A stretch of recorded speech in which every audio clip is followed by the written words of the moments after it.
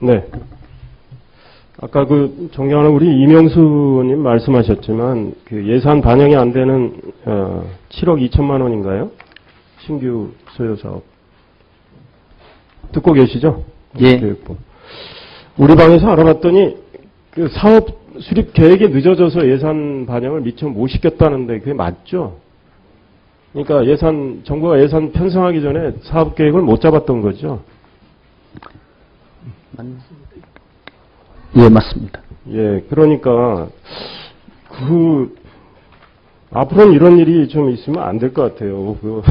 알겠습니다. 정부가 신청을 해서 이 예. 삭감을 당했으면 모를까. 미리미리 계획을 잡으셨어야 되는데 그걸 이제 못 잡고 이제 국회에서 좀 잘 좀 해달라는 말씀이니까 좀 그렇고 그 외국인 유학생에 대해서 한국사 보급하고 고대사 강좌를 확대한다고 그랬는데 구글의 부사장이 이런 말씀하신 기억이 있어요. 그 한국의 인터넷 정보 공유는 북한하고 리비아를 빼면 최하위다. 네. 그러니까 우리 국내 홈페이지에 대한 외국인들이 접근이 어려운 거죠. 차단 프로그램 많이 사용하고 있기 때문에 네. 우리가 봤더니 지금 국편도 그렇고 한국학중앙연구원, 동북아 역사재단 이 차단 프로그램 작동하고 있어 잘 내용을 알 수가 없어요. 네. 그 다음에 요 KLM이라고 보고자료에 누구 잘 아시는 분 이렇게 돼 있습니다. KLM 몇 페이지였나?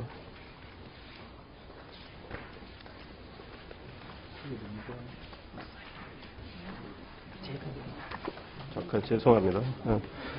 그게 한국학중앙연구원하고 한국연구재단에 아마 이 정보 제공 기능을 하는 것 같은데 네. 네이버 한번 쳐보세요. 제가 쳐봤더니요 찾을 수가 없어요.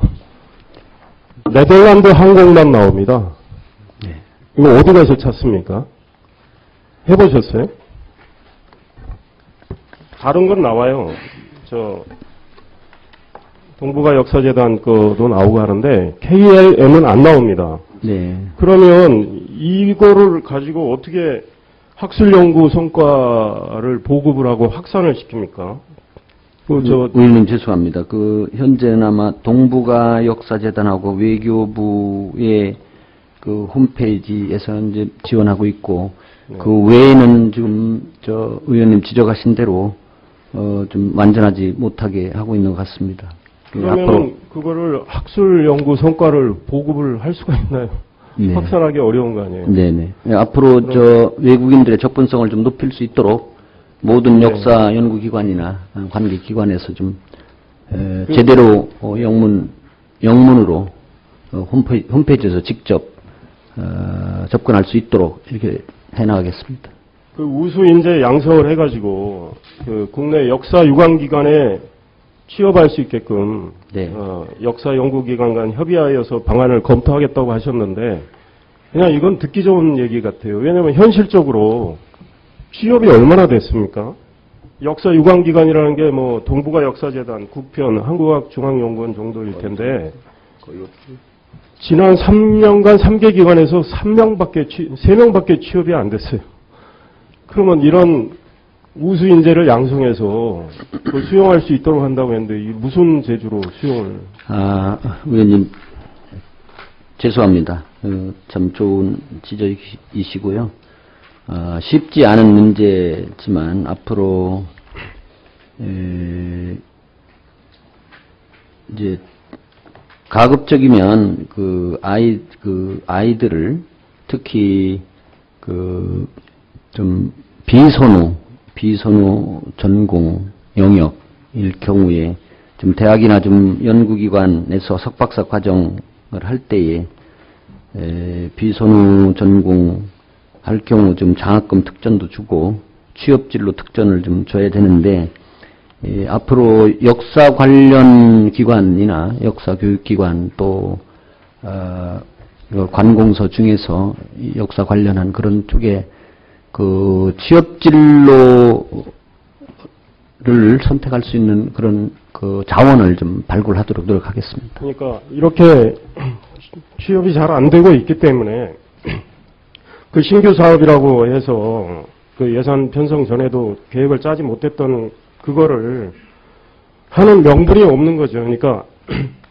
우리 역사 관련해서 후속 세대 양성하고 차세대 한국사 연구 인력 풀을 뭐 늘리고 구축하고 계획은 좁지만 이렇게 돈을 들여서 인력을 양성했는데 그 인력들이 뭐 무용지물이 되면 취업도 안 되고 그러면은 이 계획 자체도 사실은 저 실효성이 떨어지는 거죠. 그러니까 그 뭔가 아까 우리 이명수 의원님 뭐 지적도 하셨지만 이 보고를 위한 보고보다는 자 실행이 제대로 작동하는 그런 계획이 필요한 것 같아요. 그 다음에 외교부에 여쭤보고 싶습니다.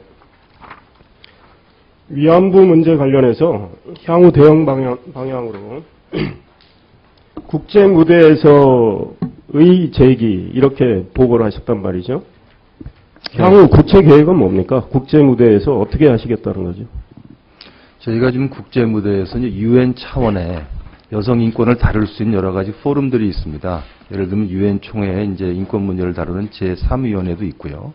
또 제네바에 있는 인권 규약을 심의하는 심의위원회가 있고 또 인종차별 철폐위원회 같은 그런 위원회들이 있습니다. 거기서 언제 어떤 회의가 열리고 앞으로 어떻게 하실 계획인지 좀 더 상세히 보고를 좀 해주시고요. 알겠습니다. 네, 서면으로. 네. 그 일본의 그 집단적 자위권과 관련해서 일본이 우리 입장은 우리 정부가 여러 차례 얘기해서 아마 알 겁니다. 근데 일본이 우리 입장과 관련해서 일본 정부가 공식적으로 이야기한 게 있습니까? 그러니까 한반도의 안보와 대한민국의 국익에 중요한 영향을 미치는 그런 활동에 대해서는 우리의 그 사전에 우리한테 설명해주고 우리의 동의를 받는다. 라는 문제에 대해서 일본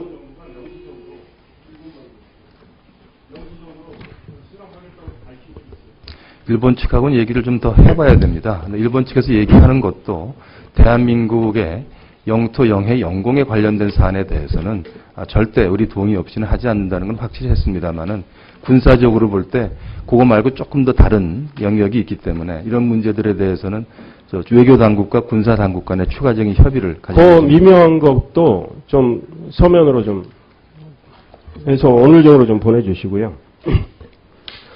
그 다음에 그 헤이트 스피치에 대해서 우리도 저 일본 국회의원들하고 이야기를 제가 좀 많이 했는데 일본 내에서도 뭐 고민을 하고 있고 자민당 TF 돼 있고 뭐 민주당 마찬가지인 것 같은데 일본 의회 차원에서 일종의 결의 그런 헤이트 스피치가 바람직하지 않다라는 이런 결의가 나올 가능성이 있습니까?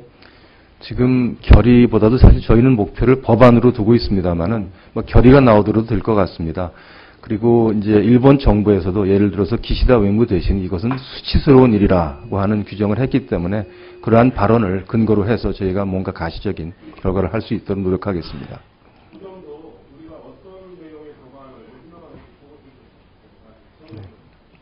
알겠습니다. 예, 수고하셨습니다. 다음은 도정환 위원님 질의해 주십시오.